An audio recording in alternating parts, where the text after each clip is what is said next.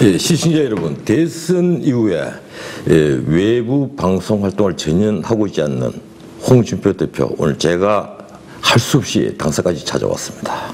예, 워낙 긴박한 사안이 많기 때문에 이 인터뷰를 하기 위해서 왔는데, 단도직입적으로 제가 몇 가지 좀 묻겠습니다. 어제 박근혜 전 대통령 폭탄 선언을 했습니다. 예, 그런데 법치의 이름을 빌린 정치보복이다. 우리 홍 대표가 그 말을 받아서 지도자는 동정의 대상이 아니다 이러는데 너무 늦었다 말씀하시는 게, 그 취지로 말씀을 하시려면 삼성동에서 나와서 검찰로 갈 때 그런 말씀을 하시는 게 옳습니다. 그렇게 했다면 모든 것을 내가 안고 가겠다. 예. 그런 취지로 그때 말씀을 하셨다면 기업가나 또 부하들이 저런 고초를 안 당하죠. 이제 마지막 단계에 와서 그런 말씀을 하시고 계시는데 너무 늦었다.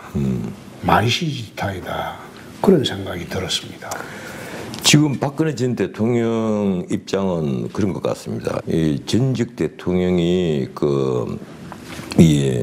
논란이 분분했던 뇌물죄 같은 범죄에도 불구하고 구속 수사를 받아서 6개월 동안이나 재판을 받았는데 아직도 범죄 혐의가 완전히 입증이 안 되다 보니까 또 6개월 연장을 한다. 이런 법이 됐느냐 이런 것 같아요.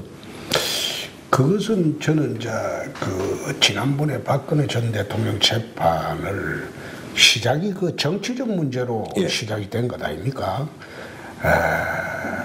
정치적 문제로 시작이 됐으면 탄핵하고 파면하고 끝을 냈어야죠. 굳이 본인이 직접적으로 관여한 증거도 미약한데도 불구하고 뇌물죄로 엮고 직권남용죄로 엮고 열몇 가지 엮어가지고 굳이 감옥에 보냈다는 거, 그것도 나는 좀 과했다. 과했다. 그런 생각이 듭니다. 특히 그로 인해서 정권을 획득을 했으면 거기서 거쳐야지.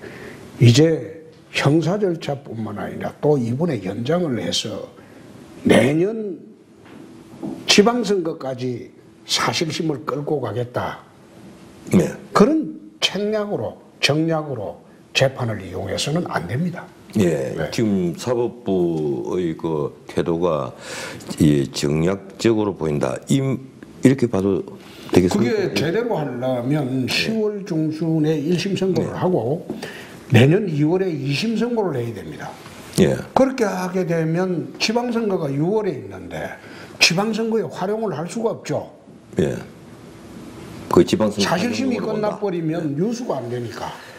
그래서 사실상 지방선거에 활용하기 위해서 구속기간을 연장을 해서라도 사실심을 더 오래 끌고 가기 위해서 하는 것 아닙니까? 홍 대표가 언론 보도를 오늘 제가 스크린을 해보니까 굉장히 좀 어려운 입장에 처했다는 기사가 의외로 많습니다. 나는 그게 이제 반대로 생각하는 게, 모든 책임을 나한테 있다. 정치적 책임은 인정하신 거거든요. 정치적 책임은 인정한 것이고 지금 법률적 책임의 존부에 대해서만 다투고 있는 것이니까, 우리가 지금 출당시키려고 하는 것도 정치적 책임입니다. 그 출당이 그대로 진행되는 겁니까? 그렇습니다. 그럼 그것은 제가 다음 주에 미국을 방문하기 때문에 이번 주경에는 주말까지는 정리를 예정대로 하려고 합니다. 그러면 오히려 정치적 책임을 인정하셨기 때문에 우리가 출당 절차를 취하는 데는 무리가 없을 것이다. 서청원, 최경환 이른바 이 친박 청산에 핵심되는 분들 어떻게 처리하실 겁니까? 처리를 하고 안 하고 그것도 윤리위에서 정치적 책임을 물어달라는 것이 혁신위의 요구였습니다. 그래서 윤리위에서 혁신위 요구대로 그 절차를 같이 취할 것으로 나는 봅니다. 예. 어떻든 지금 보수대 통합을 주장을 해왔고, 그리고 바른정당에서 이른바 통합파들이 호응을 해왔었는데, 이번에 박근혜 전 대통령의 이 돌발 선언으로 어려워지지 않겠습니까? 어떻습니까? 나는 자꾸 어렵다고 하는데, 오히려 정치적 책임을 인정했기 때문에 우리가 통합을 하는 데나 그리고 당의 징계 절차를 취하는 데는 오히려 수월해졌다. 그런 생각을 합니다. 현 정부가 지금 적폐청산을 계속 이제 찾고 있습니다. 예, 그런데 적폐청산에 대해서 한 말씀 하시더군요. 혁명군이 완장 차듯 보인다.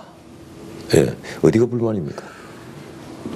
지금 적폐청산이라는 명분으로 이제 박근혜 대통령 시대에는 자기들이 이제 어느 정도 정리했다고 보고 이명박 대통령 시대까지 거슬러 올라갔지 않습니까? 또 이번에 새마을 예산을 대거 축소하고 새마을도 없애려고 하는 것 같아요. 그렇게 하는 거 보면 이제 박정희 대통령도 부정하려고 합니다. 이게 이제 4년밖에 안 남았어요. 길게 남은 것도 아니에요. 4년밖에 안 남은 정권이 보수우파 정권의 60년을 전부 부정하려고 대드는 것. 그건 나는 참 어이가 없다. 마치 완장차고 인민재판 하듯이 설친다. 난 그렇게 봅니다. 그거 국민들이 곱게 보지 않을 겁니다. 거기에 깃들여서 문 대통령이 김일수 헌재소장 권한대행이라고 해야 됩니까? 그분을 옹호하는 발언을 했습니다. 그 점 어떻게 보십니까? 대통령이 국회의 결정을 정면으로 부정하는 것은 그건 그야말로 헌법 위반이죠. 헌법 위반으로 보신다. 그렇습니다. 노무현 전 대통령 일가를 고발한 걸로 알고 있습니다. 공소시효 지나간 것 아닙니까? 거기에 내 보고 듣기로는 한 100만 불은 공소시효가 안 지났다고 하고 540만 불은 공소시효가 지났다고 하는데 이번에 검찰에서 발표했지 않습니까? 이명박 정부 말하자면 얽어매려고 하면서 공소시효 지나도 수사하겠다고 했어요. 마찬가지죠. 근데 우리가 고발하려고 하는 게 아니고 정진석 의원이 한마디를 했는데 그 사건의 아주 지연 말단적인 부분을 그분들이 먼저 고발을 했어요. 말을 물고 계속 이제 돌아가는 거죠. 그러면 그러지 말고 본체를 수사해 완료를 해라. 그리고 640만 달러가 뇌물이라면 그걸 국가가 환수하든지 사회단체에 기부를 하든지 해야지. 80억이 넘는 돈을 뇌물 받고도 국가에 지금 환수도 안 하고 내놓지도 않는 게 그게 이 정부가 말하는 정의로운 나라냐? 그거 아니죠. 그래서 우리는 전직 대통령 불행하게 돌아가신 대통령 건드리고 싶지 않았는데 자기들이 먼저 고발을 했으니까 격까지만 수사하지 말고 본체도 수사해봐라. 그렇게 한 거죠. 지금 전술핵 재배치 이게 이제 당에 당론이 되어 있는데 일반 시민 한 450만 명 서명했다고 합니다. 시민단체가. 우리 당에서도 지금 한 30만이 넘었어요. 그러면 합계하면 한 500만 되겠군요. 이번에 미국 가시게 되면 어차피 미국 조야에 각기 인사를 만나야 될 텐데 이 문제 어느 분하고 의논할 겁니까? 누구하고 의논하는 게 아니고 미국은 여론사회입니다. 여론사회이기 때문에 미국 여론을 움직이는 그런 계층의 사람들에게 한국 국민들의 68%에 이르는 한국 국민들이 전술의 재배치를 요구를 해요, 지금. 이 요구사항을 미국 조야에 전달하려고 합니다. 누굴 만나느냐, 그 문제는 미국 쪽에 요구도 있고 해서 미리 밝히기가 어렵습니다. 지방선거 앞두고, 근데 뭐 서울시장 후보 마음에 들고 있는 사람이 있다, 뭐 걱정하지 마라, 세입물 영입하겠다는데 세입물 영입 작업 잘 돼갑니까?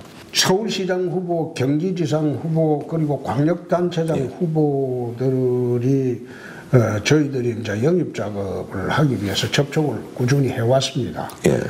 그분들의 마음을 돌리려면 당선 가능성이 있어야지 출마를 하실 겁니다.